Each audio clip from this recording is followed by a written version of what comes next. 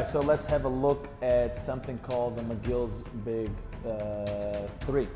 So it's nothing more than what most people would perceive as a core activation exercise. Hey guys, let's have a look at the Mcgill's Big 3. So it's nothing more than a little bit of midline activation. So if you're suffering from anything from a hip flexor strain to an SI joint or lower back dysfunction or pain, this is great for you. But it's got a few nuances that I really want you guys to focus on. So, firstly, I apologize that I'm still rocking with a cable. I use this for my seminars and my online classes. The Bluetooth one broke and we're just gonna make do with what we got. So first one, we're gonna lay down on the ground. So you see this online a lot, and they butcher the exercise quite a lot. So let's come over here, everything in frame. So you're gonna start with your entire body on the ground. So your entire upper body on the ground, and you're gonna just bend the knees. Why do I want this? I want the curvature on your back. So today is my rest day. I'm pretty stiff today because yesterday I had a tough training session. So first thing we're gonna do is we're gonna put both arms underneath our back. So why are we doing this? Because we're gonna press the lower back against our hands, and this is gonna give us great feedback. So first, head down on the ground, and then we're gonna reach forward with one foot. From here, the first thing we're gonna do is we're gonna lift our elbows off the ground, and from here, you're going to try to bring your lower back against the ground, lift your heel and your head slightly off the ground. So this is not to see who can lift the highest, because this defeats the purpose. We are really trying to use the correct abdominal muscles to hold the position. So you're gonna do this, and I'm gonna get into the details in a second. So lift, press, press, press, and then as you're holding this position, you're not actually trying to squeeze, you're trying to flatten. So you're trying to widen the sides, which is a little bit difficult to do.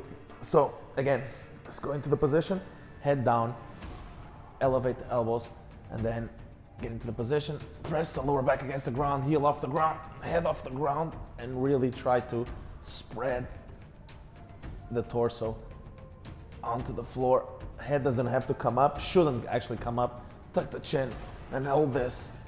If you're doing this right, you should really start to shake, and this should be a very, very difficult position. Second exercise, we're gonna get into a side plank. Now, the side plank really depends. If you're suffering from pain or any discomfort, then you can just rock a side plank like this. So the longer the lever, the more weight you're putting on the hip. So for example, myself right now, I'm suffering from a little bit of a dysfunction at the bottom. So what I'm gonna do is I'm gonna keep my leg bent and I'm gonna raise the body. You're gonna hold this position, and this is all you have to do. Make sure that you're not rotating at the pelvis, and keep this position straight. If you want and need, you can hold this position here. If this is easy for you, you can raise the foot a little bit more. But we're gonna hold a side plank on both sides. Whatever side plank works for you, you do that. And to finish off, we're gonna get the bird dog in. Move myself back into frame, good. So a couple of things that I see very wrong done about this movement. People usually do a circular motion to get the exercise done. It's not what we want. We're not elevating, we're reaching. So another thing is, we don't want to overarch the back, and we don't want to hit this position. So you wanna be as neutral as possible, okay? So basically you should be able to balance a ball on your lower back.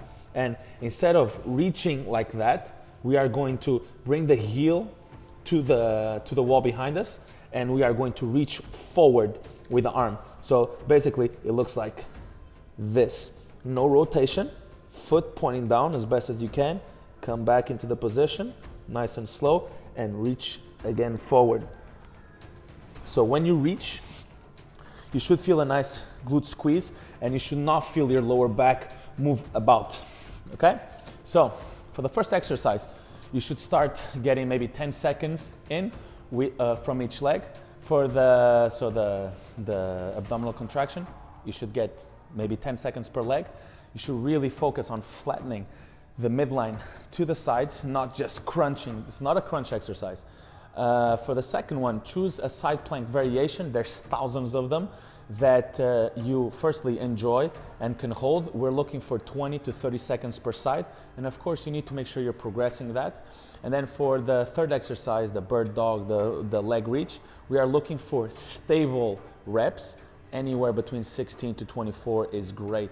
We don't want to really get to that point of fatigue where you start compensating. Every movement should be controlled and you should feel nice and warm, because this will warm you from the inside out. All right, that's it.